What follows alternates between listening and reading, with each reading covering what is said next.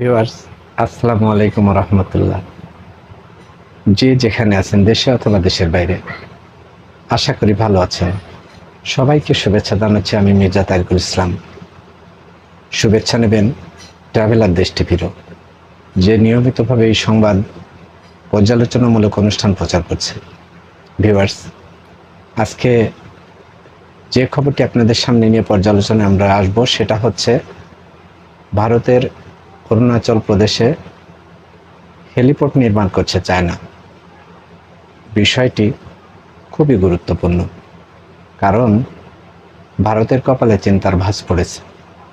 এখনও রাষ্ট্রীয়ভাবে কোনো মন্তব্য ভারত করে নাই, কিন্তু বিষয়টা খুবই গুরুত্বপূর্ণ, কারণ এই হেলিপোর্ট বিভিন্ন কাজে ব্যবহার করবে চায়না। সেই কারণেই চায়নার এই বিষয়টা আলোড়ন সৃষ্টি করছে সারা বিশ্বের গণমাধ্যমের কাছে। আজকে আমরা তেমনই একটি গণমাধ্যমের উল্লেখিত খবরের উপরে আমরা পর্যালোচনা করব। চলুন আগে আমরা সেই খবরটি শুনে নিই। জনকণ্ঠ কি লিখেছে দেখি। ভারতের অরুণাচল প্রদেশের সীমান্ত ঘেঁষে নতুন হেলিপোর্ট নির্মাণ করছে চীন। দুই দেশের মধ্যবর্তী সীমানার প্রকৃত নিয়ন্ত্রণ রেখা থেকে ২০ কিলোমিটার পূর্বে এটি নির্মাণ করা হচ্ছে। সীমান্তে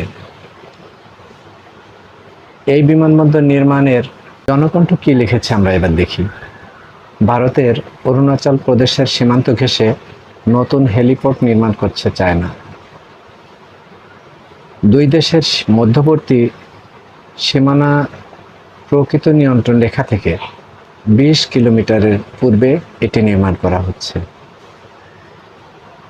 একবার এই বিমানবন্দর নির্মাণ হয়ে গেলে প্রকৃত এই অঞ্চলে দ্রুত সামরিক রসদ, সেনা আনা নেওয়া করতে পারবে বেইজিং।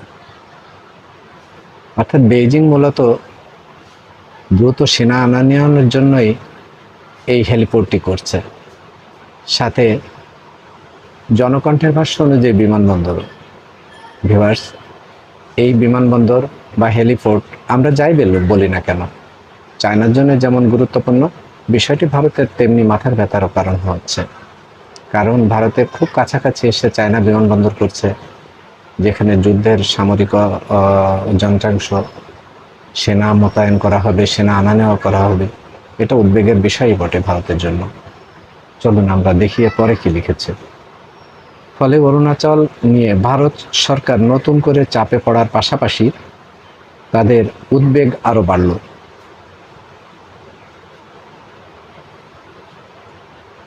বুধবার 18 সেপ্টেম্বর এক প্রতিবেদনে এসব তথ্য জানিয়েছে এনডিটিভি। ভারতেরই একটি গণমাধ্যম এনডিটিভি এটা প্রকাশ করেছে। চীনের নতুন বিমানবন্দরটি তিব্বতের স্বায়ত্তশাসিত অঞ্চলের অন্তর্গত গোংরিগাবু চু নদীর তীরে নিংচি এলাকায় অবস্থিত। ওই এলাকায় চীনা ভূখণ্ডের মধ্যেই পড়ে। ইওএস ডেটা অ্যানালিস্টিক প্রাপ্ত ওপেন সোর্স স্যাটেলাইট ছবিতে দেখা যায় ২০২৩ সালের ১ ডিসেম্বর পর্যন্ত যেখানে হেলিপোর্টটি নির্মাণ করা হচ্ছে সেখানে কোনো স্থাপনা ছিল না।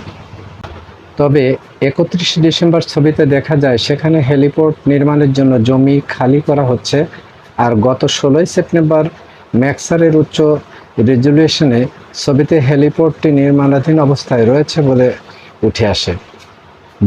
স্থানীয় গোয়েন্দা বিশেষজ্ঞ ড্যামিয়েন সাইমন প্রথমবারের মতো এই চীনা হেলিপোর্টটি নির্মাণের বিষয়ে নিয়ে সামনে আসেন। তিনি বলেন, এই হেলিপোর্টটি নির্মাণ হলে চীনা সেনাবাহিনী গোয়েন্দা তথ্য সংগ্রহ, নজরদারি ও উদ্ধার কার্যক্রম জোরদার করতে পারবে। এই অঞ্চলে ঘন জঙ্গল ও এবড়ো-থেবড়ো পাহাড় থাকায় সামরিক রসদ আনা নেওয়া কঠিন ছিল। তবে একবার এই হেলিপোর্টটি হয়ে গেলে দূরবর্তী অঞ্চলে দ্রুত সৈন্য মোতায়েন, টহল দক্ষতা জোরদার ও কৌশলগতভাবে গুরুত্বপূর্ণ দূরবর্তী অবস্থানে চীনের সামরিক পদচিহ্ন জোরদার করবে।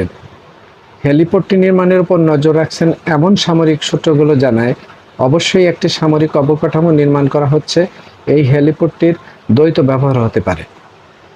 বিষয়টি হচ্ছে এরকম যে হেলিপোর্টটি বিভিন্ন কাজে ব্যবহৃত হবে, যেমনি হবে সেনা রসদ সরবরাহ, সেনা সরঞ্জামাদি সরবরাহ, তেমনি সৈন্য সরবরাহ, অর্থাৎ ত্রিবিধ কাজে এই হেলিপোর্টটি নির্মাণ করা হচ্ছে।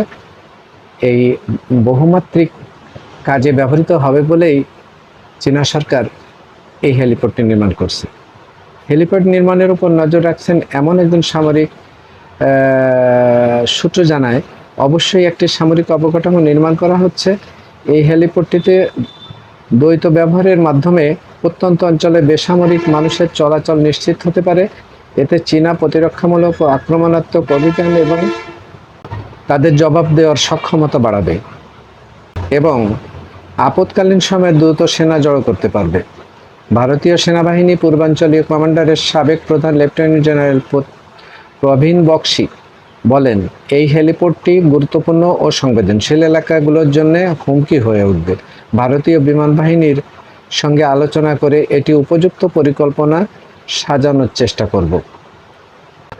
ভিউয়ার্স, এই সংবাদটি অত্যন্ত গুরুত্বপূর্ণ এই কারণেই, ভারতের মাথায় যেহেতু চিন্তার ভাঁজ পড়েছে, চায়নার এই সামরিক ঘাঁটি বলি আর হেলিপোর্টটি বলি আর বিমান ঘাঁটি বলি না কেন, বিনা কারণে এটা চায়না করছে না। এটা খুব সিম্পলভাবে বোঝা যায়।